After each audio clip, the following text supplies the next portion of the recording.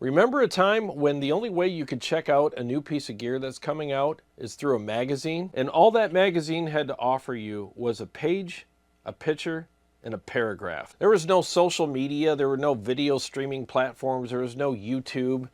All you had was magazines. That's the only way you could check out a new piece of gear. There was just a magazine article, and if you're lucky, it was a glossy page with some full color pictures on it and a couple of little sentences from the company about the product. And that was it. Man, we have come a long ways, haven't we?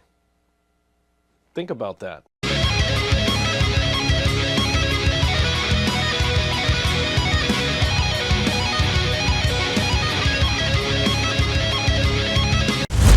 Hey guys, thanks for joining me for another episode of Riffs and Responses. This is where I read and respond to comments and questions on my channel, and I also will respond to just general questions that I see out there on the internet, whether it's on a social media page or group page or anything like that. And today I want to address something that I think needs to be addressed. I've had a lot of people ask me to do this, so I'm going to do it. So let's just jump right into the topic, shall we? So like I said in the intro of this video, there was a time when if you wanted to check out a new piece of gear that's coming soon or whatever and see what else is out there, you'd get a magazine and you'd flip through it and there'd be pages and pages of, if you're lucky, glossy color pictures of whatever the piece of gear was. And there'd be a little blurb from the company about it, and that's really all you had to go by. You know, you had no audio examples, there's no videos about it, there's no third-party opinions, there's no demonstrations, it's not demoed in a mix, outside of a mix with riffs that are your taste or other people's tastes or different styles of music, different genres. And like I said, no objective opinions from third-party people or anything. It was just a magazine with a page, a picture, and a paragraph. That's all you had. Things have definitely changed, haven't they? I mean, now we have YouTube, we have all these other streaming and video platforms, we have message boards, we have groups on Facebook, we have all that stuff.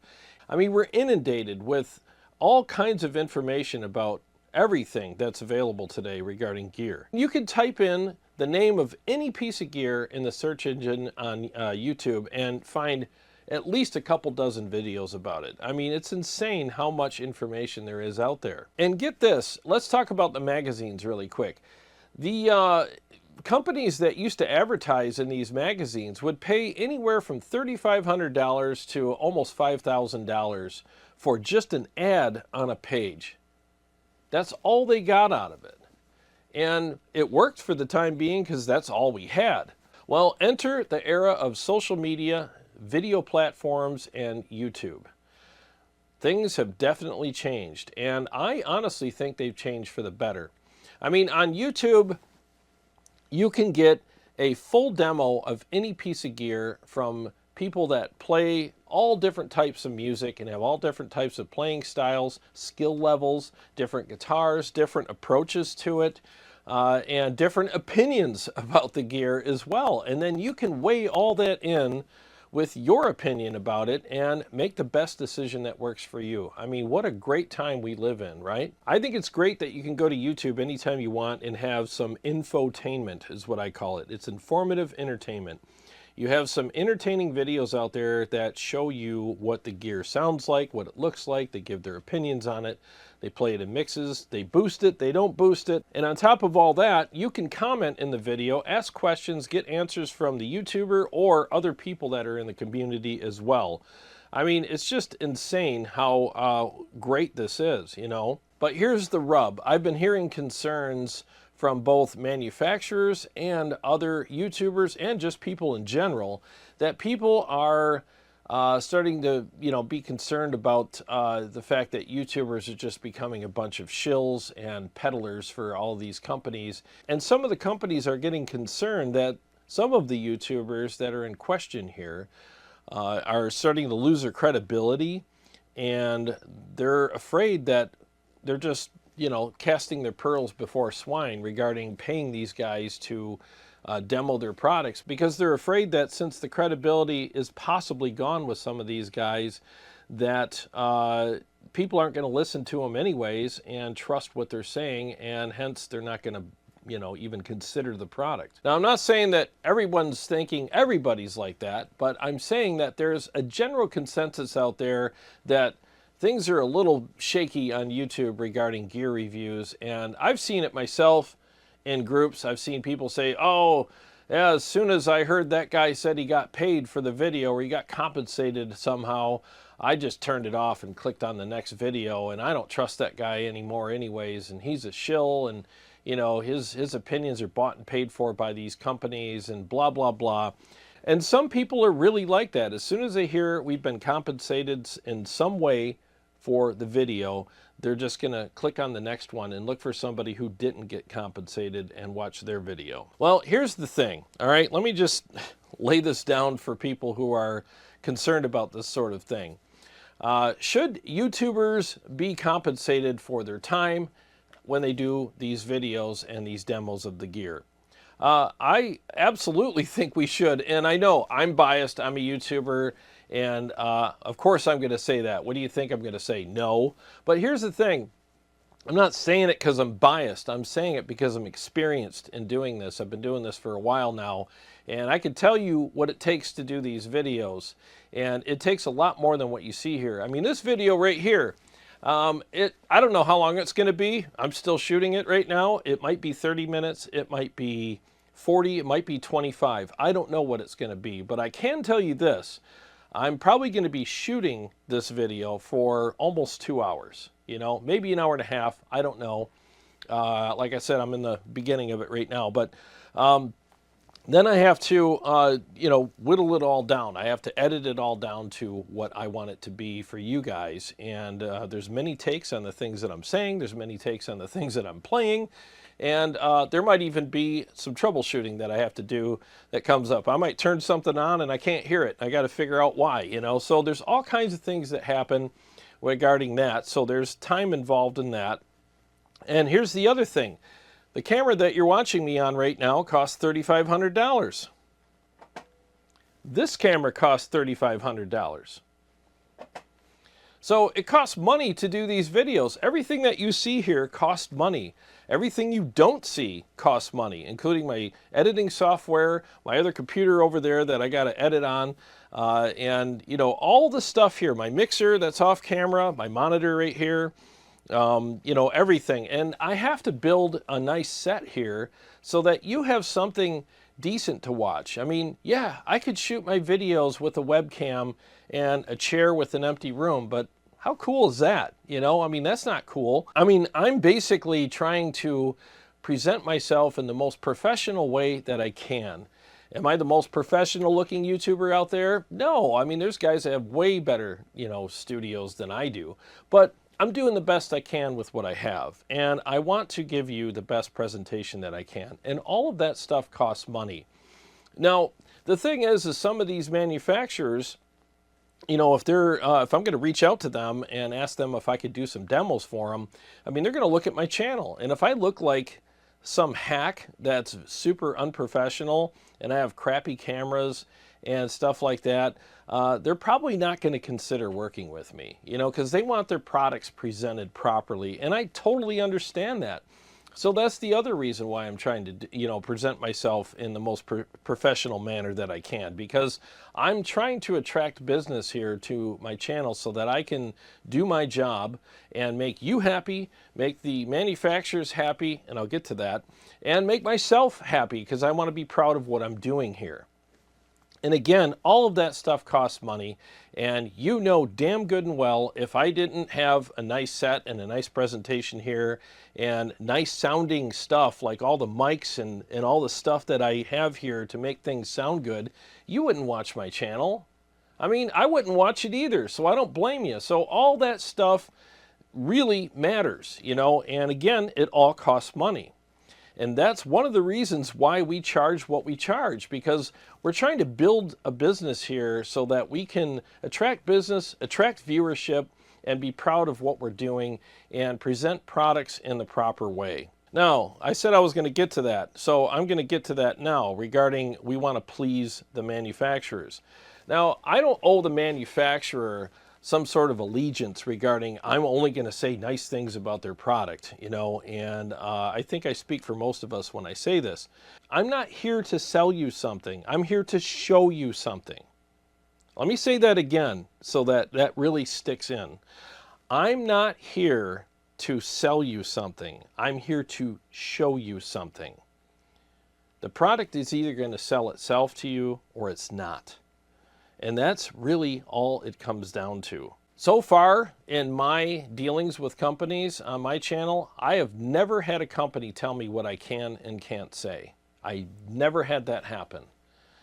Now, there's a fine line with that too. Now, I know that when a company comes out with a product and there's this great new feature on it, you know, like let's say it's the Kraken Mark II, the newer Kraken amp, and they have the presence knob on it. And if they say, hey, make sure you tell people that we finally added a presence knob to our Victory Kraken, you know, and can you make sure that you mention that in the video? Absolutely. They spent the time and the money and the energy on doing that, and they're not really telling me what to say. It's just, hey, make sure you mention this. And I'm not mentioning it in a way where it's like, hey, buy this because it's got a presence knob on it. It's just, hey, these guys listen to you. And they put the presence knob on it and made the amp sound a little brighter, gave it some more top end. And hopefully you guys like that. Check it out. This is what it sounds like. You decide whether or not that works for you. There's nothing wrong with that. But if a company says, well, there's some inherent problems with this product right now, make sure you don't bring that up. We're working on that. I'm going to say pound sand. I'm not going to freaking do that at all. You know, why did you even send this to me so I can cover up all that crap for you? Because now I'm going to lose my credibility, and I'm not going to do that with my audience. So those are just two really simple examples of some of the stuff that happens behind the scenes on YouTube, some little bit of inside baseball. And, you know, one example is of something that is a proper way of doing things and completely understandable request from a company, and the other is a very improper, inappropriate request from a company. And I just wanted to give you those examples so that you can weigh those out and see the difference. Now, just recently, I ended up spending a lot of time with a manufacturer who I love their gear so much, and he's a great dude. And you know, I don't know if I have permission to mention who it is and who the manufacturer is, so I'm just going to keep that to myself. But I learned a lot that evening. I really did, and I soaked in everything he said. I was like a sponge that night, and I very much appreciated the education that I got from him and his perspective from being on that side of things. And one of the things that I'll tell you is these guys talk. All these manufacturers, or at least most of them, know each other.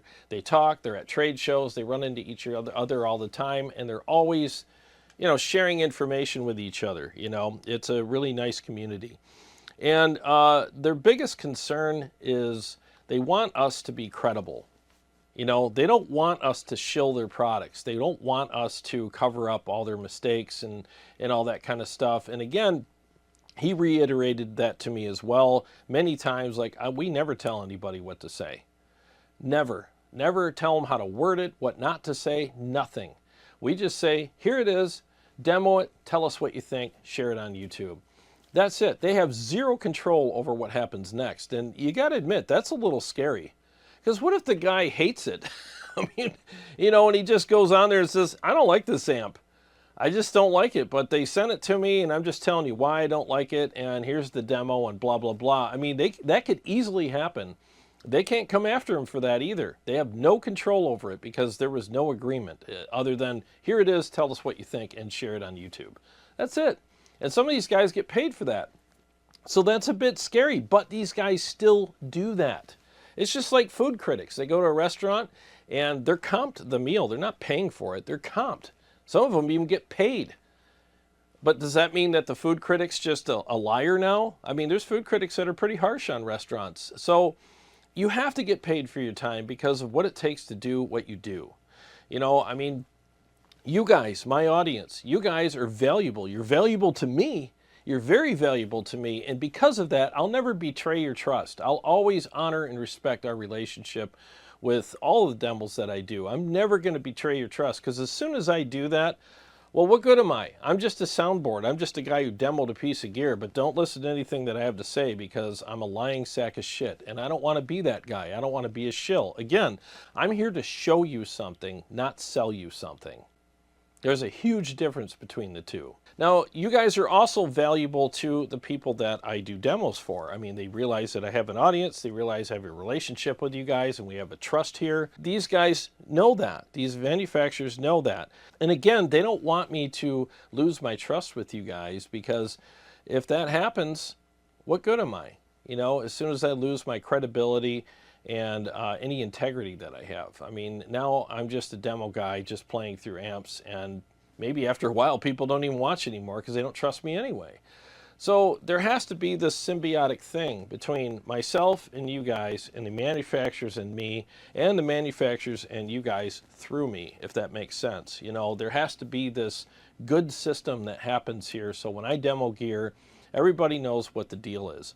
Now, if I demo something and there's things I don't like about it, even if I get paid for the demo, I'm not going to cover those things up. And here's why. Here's why that stuff is super important. It's important because just because something doesn't work for me, it might be a feature for somebody else that they do like. I've actually seen that in the comments section. I've talked about amps that like, oh, it's too open for me. And I just don't like that open sound. I like a little bit of compression. And then there's guys that go, open and raw is the way I like my amps. And I'm like, good. I'm glad I said that. Now, when I say something doesn't work for me, I'm not saying that it sucks. I'm just saying that doesn't work for me. But that doesn't mean it's not going to work for everybody else. I'm just one person. And who am I? I'm just one guy, you know? So I'm just here giving you my opinion. My opinions are not facts. They're just my opinions. And my opinions that about stuff that I don't like might be the exact opposite for you, you know? So that's why I present everything the way that I do and I bring those things up. Because I know that not everything that works for me or doesn't work for me is the same for everybody else. I just think there's a professional way and a respectful way to bring those things up so that you're not bashing on a product. That doesn't mean I'm a shill. It just means that I'm experienced enough to know that everybody likes different stuff and there's a way to present that to an audience while still remaining respectful to you, myself, my channel, and the manufacturer. So to put a bow on this topic, should YouTubers get paid? And if they do, does that make them shills? Yes, they should get paid because of all the reasons that I mentioned earlier. There is a lot that goes on in these videos, and we're giving you guys a professional grade demo on a piece of gear. You get to hear it, you get to see it, you get to see it on video, like zoom ins and zoom outs and front panel, back panel, all the ins and outs of the amplifier are discussed. You get to hear it in a mix. You get to hear it outside of a mix. You get to hear it boosted, unboosted. We talk about the effects loop. You can hear some effects pedals with it. You get to hear our style of music or this guy's style of music, this guy's riffs, familiar riffs from other bands that you like so that you can have some riffs that you can relate to with that particular piece of gear. You get to comment in the video. You get to ask questions and have your questions answered by either myself, the community, or even the manufacturer. I've seen that happen. I mean, there's all kinds of benefits to this. You know, you can, I mean, it's just endless. And if you don't like the way I presented it, you can watch someone else's channel that you can relate to better and see if that piece of gear works for you through their channel. There's just so many different ways that you can hear everything. And again, like I said, there's dozens and dozens, sometimes even hundreds of videos to choose from on any piece of gear out there. So you're going to get overloaded with information, and it's all great information. And even if the guy is a bit of a shill, you still get to hear it and see it. So, I mean, what's so bad about that? I'm not saying that, oh, it's okay to be a shill. I'm just saying that minimally you can walk away with an audio example of the amplifier or the piece of gear and go, well, it actually sounded good. I know he's totally leg humping that damn thing, but I mean, it still sounded pretty good. So I can weigh that in with my decision and with the other videos that I'm watching as well. So I don't think you guys should be concerned about you know, YouTube not being trustworthy or whatever, and don't listen to people on Facebook and in other groups that say, oh, as soon as he got paid, you know, I stopped, you know, watching the video and went somewhere else. And you know what's funny is the guys that talk like that are the same ones that if they had to do YouTube and they had people sending them gear, they'd be charging too. And they'd probably be charging more than us. I've seen this happen before, and it's so funny how ironic that is. Because once they find out how much work this is and how much money they have to spend just to have a half-ass studio, they're going to be like, well, I got to get compensated for this somehow. I just spent all this money. Yeah, dumbass, you do, don't you? That's how it works, you know? So don't worry about it. And to the manufacturers out there as well who are concerned about this, because I know there are concerns, don't be concerned. I mean, there's always going to be the few out there who are louder than everybody else for some reason. That's just the way our society is. It's the crybabies now that are heard over everyone else, and everyone else is just quietly going about their lives and doing their thing, and they're too busy to stand in the street and scream at the clouds because things aren't going their way, you know. But for some reason, those people get their way and they cause a lot of problems out there, but don't listen to them. You know, there's a lot of great channels out there who are doing a good job and presenting the gear properly. And, you know, the manufacturers are definitely getting their money's worth, because what we're doing, and I'm not bragging here or whatever, I say this with humility, what we're doing is much better than a magazine with a page, a picture, and a paragraph. And I hope that we can all keep that in mind. Well, thanks for indulging me for that segment there. Again, I've had a lot of people ask me about this, and some manufacturers asked me to address this as well because they've been concerned about it. And I am so glad that we were able to clear the air about that. Let me know what you think in the comment section below. I look forward to interacting with you in the comment section. All right, so let's get on with some of the viewer comments here. Let me just pull some of these up. All right, this is from my Red 7 The Dirt Best Hot Rodded Marshall Tone video that I did the other day. And this is from Drought and So What, I think. And some of these names, man, I have such a hard time pronouncing them. No offense to you guys, it's just like, it's all one word and I'm trying to sound it out here. He says, love your channel, man. Good humor, no bullshit. Keep it up. Well, thanks. I appreciate that. I'm glad that you enjoyed the videos, and that's what I do here.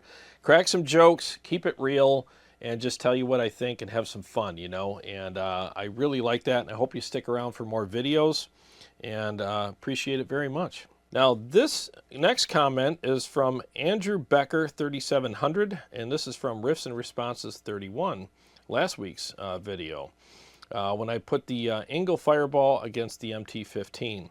And he said a used MT-15 and $900 worth of effects pedals would cost the same as the Engel. That would be an even comparison. Sure, the Engel has more features, but is it worth twice as much? Well, you know what? That's actually a very good question, and I'm glad that you commented there and asked that question, because you're right. It depends on the budget that you're going by. You know, if you would rather have the MT-15 and get a used one for like 400 bucks or whatever, and then spend some more money on some pedals, and you're happy with that, then you made the right choice for you. You really did. You made a great choice, and as long as you're happy with what you did, then, you know, who can judge you for that? I totally get it. We're all on different budgets. We all want different things, you know, but I will say this, though. There are people out there who play through, and I can be one of them sometimes, who play through a certain piece of gear, and it just does it for them. It sounds so good. It's just like, oh, God, this thing sounds amazing. The feel is great. It's just got that thing. I don't know what it is, but it's got that thing about it that I love so much, and they don't even care what the price tag is because they just have to have it because they finally found it. And for those people, you know, who if the Engel is what did that for them, they're going to buy that. And you know what? There's nothing wrong with that either, because I totally get it. We've all been there. We've all been there, you know. And some people are more price conscious and some people are more tone conscious, and it just depends on what you want, you know. At the end of the day, they're both great amps. Pick what works best for you. There's no right or wrong decision there, but What I can tell you though is, for my taste, if I was shooting out these amplifiers in a store and I had the money to go either way, I would pick the Ingle because it doesn't have some of the things that the MT-15 has. As good as the MT-15 has, I'm walking out of the store with 1 amp, so I got to make a decision, right? So as good as the MT-15 is, it's got the noise issue, it's a little congested, and it's a little on the dark side. Not a bad thing. Doesn't work for me as well as the Ingle. Now the Ingle Fireball 25, I don't know, man. There's something about that tone. It's incredible. And I'll be playing that tonight in my live stream at 7 o'clock, by the way. And it just works for me. It's so nasty and so refined. And I just love the way it sounds and feels.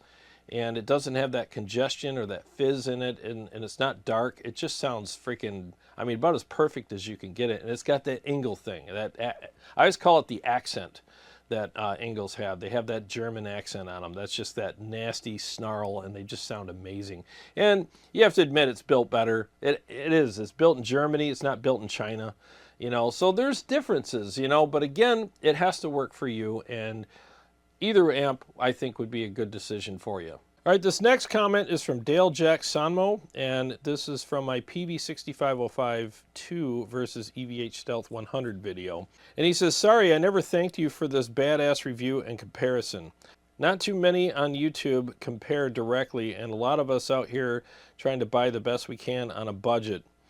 Thankfully, I'm on 10 acres and get to unleash occasionally. Raised 7 kids. Appreciate you. Well, man, you raised 7 kids, man. That's a lot of work. And thanks for commenting.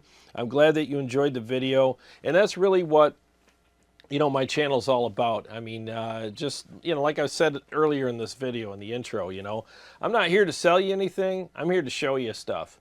And if you find through my video where I show you stuff, what works best for you, then, you know, go for that, and hopefully it's everything that you hoped it would be. You know, I mean, that's basically how I do things here. And I try to keep it as real as I can here, because I don't ever want to steer anybody in the wrong direction. I really do want to be your source, or at least one of your sources that you can come to and trust. And when you buy something that, you know, I say like, oh, it's got this, and this is what it sounds like, it works for you. And you're like, man, that guy's never steered me wrong. Everything he says is the truth about it. I'm not getting it and finding out that it's not what he said it was or whatever. So I'm really glad that you enjoyed the video and found what works best for you, man. Keep shredding and keep unleashing the fury at your house with your amplifiers, man. I love doing that here as well. This next comment is from Jess Moscato, and this is from my video I just did of the Dirt amp from Red 7. And I was talking about Mick Mars using this type of tone, this hot-rodded Marshall tone, the Jose modded Marshall tone anyways, on the Dr. Feelgood album. He said, I think that Motley album was the Slow. And nope, I looked it up. And just to double check everything, because I was pretty sure that this is what it was. And basically, there's an article you can look at, and it says, you know, what amp did Mick Mars use on Dr. Feelgood? And it said it was a modded Marshall Super Lead. In fact, it was a 1973 Jose modded Marshall Super Lead. So that's what he used on that album. He might have used a few other amps and just, you know, paired them up with it. A lot of people do that, but that was definitely one of them at least, and that's how he got that nasty tone. And this was very reminiscent of that. In fact, one of the guys from Red 7 reached out to me, and, you know, he said, hey, great job on the demo, and by the way, you're right. That was based on that album. He goes, I had that album on loop while I was dialing in this amplifier, and I tried to get it as close to that tone as I could get it. So they really were after that Dr. Feelgood tone, and in my opinion, that's Mick Mars' best sound. I mean, I think he sounded better on that album than he did on anything. And yeah, so if you want that sound, get this amp, man. I mean, I think Red 7 nailed it. This next comment is from Spatna Polenkost. Again, I apologize for the Horrible pronunciation of your name. He says, can you do an OR30? Kyle Bull's demo sounds awesome, but a lot of other demos range from good to bleh. The differences are bizarre. I can't really get a good idea what to expect from it. Well, thanks for commenting, and I appreciate it. And, you know, if I get a chance to demo that amp, I definitely will. I usually just check with Motor City Guitar to see what they have coming in a couple times a week. But if one of them shows up at the store, I'll definitely demo it for you. I appreciate you asking, and I love ideas for content. And if I can ever make those things happen for you guys, I'm happy to do so. So stay tuned to the channel. Hopefully one will come across my path, and I'll be able to do that for you. This next comment is from my Mesa Mark V 25 Keep It or Sell It video. This is from Clyde Williams. He said, very good video. I used to own a couple of them, and I got rid of them and completely regret it. I have a 5153 50 watt 6L6 head now. If it were you, would you trade a 5153 50 watt head to get a Mark V 25 head? Wow, that's a good question. Thanks for commenting, by the way. I guess it depends on what tone you're after, because the Marks, especially the Mark V 25, they're very specific. You know, they're very focused amplifiers. So if you want something that's got that focused sound, I mean, by all means do that. But if you're playing metal, I would say that if you're after like a lunchbox type amplifier, you know, if you're after like a 25 watt or something like that.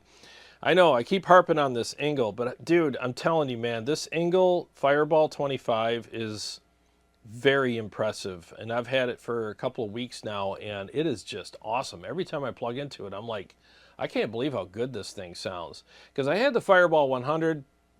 I think it's a great amp. Don't get me wrong. We all like different stuff and different nuances in amplifiers. It had that little bit of fizz in it, a little bit of softness to the top end, and congestion, just a hair. But I noticed it when I compared it to other amplifiers. Again, no disrespect to Engel. There are people who love that, and I get it. Not my thing as much as it is for others, but this Fireball doesn't have that. It's just perfect. It just sounds incredible. So I would say if you're going for something that, if you want to stay in the metal category, this would be a good option for you, and it's not that much money, you know. So I'd say go for something like that.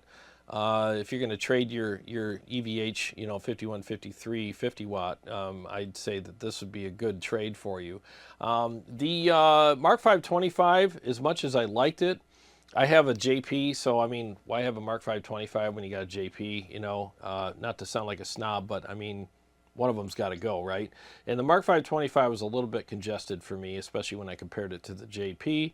And I'm just trying to round out my collection here, and I want to get the best of everything, so I had to let it go. Not because I don't like it, it's just I prefer the JP. But make the best decision that works for you, and if you like it, then you made the right one. Okay, this next comment really cracked me up, and this is from Paul Silvis, and this is from my best boutique lunchbox amp video. This is when I compared the Soldano Astro with the Friedman JEL against the Engel Fireball 25, and he said a true comparison would be using the same tubes in the same order in each amp.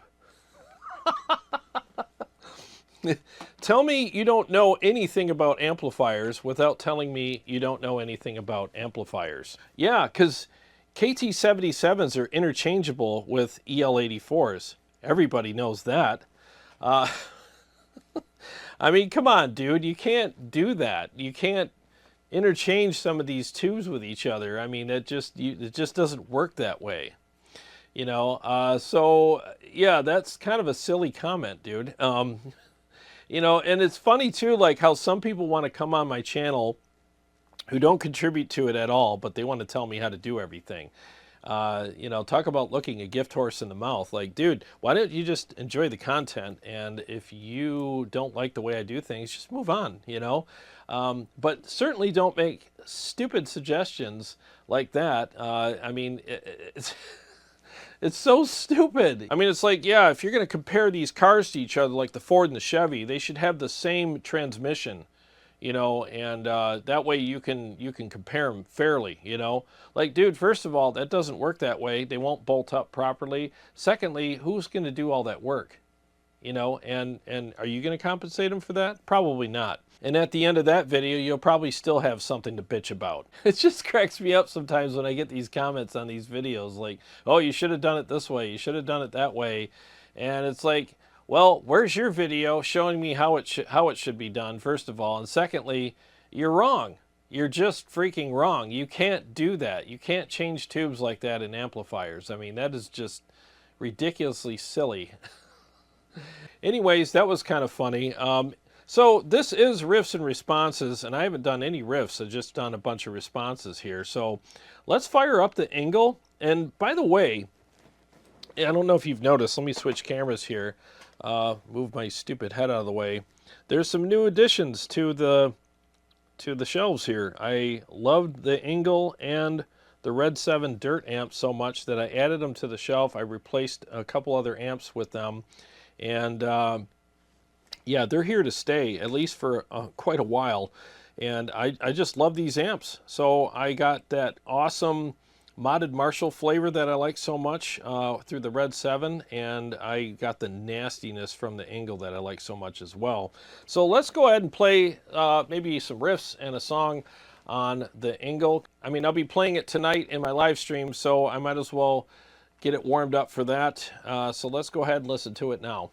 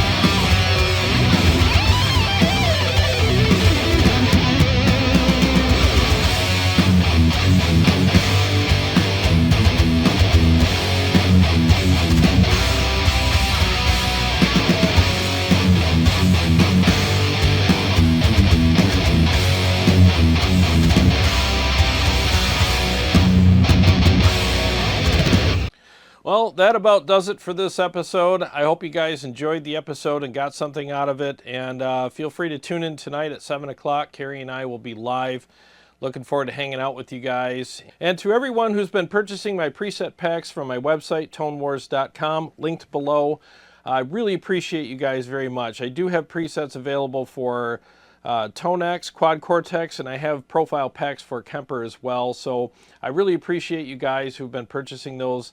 It really helps me out a lot. Thank you guys so much, and I appreciate all the kind words about them as well. And I'll be continuing to make those for you guys in the near future. I'll be adding those probably weekly, or I don't know, every couple weeks I'll be adding more packs for you guys. So stay tuned to the channel for that. And again, thank you so much. To all my Patreon supporters and subscribers, thank you guys so much. I really appreciate you guys as well. And if you're new to the channel, feel free to subscribe and click the bell so that you can be notified every time I either go live or come out with another episode. I got a lot more stuff coming up for you guys, and I'll see you on the next one.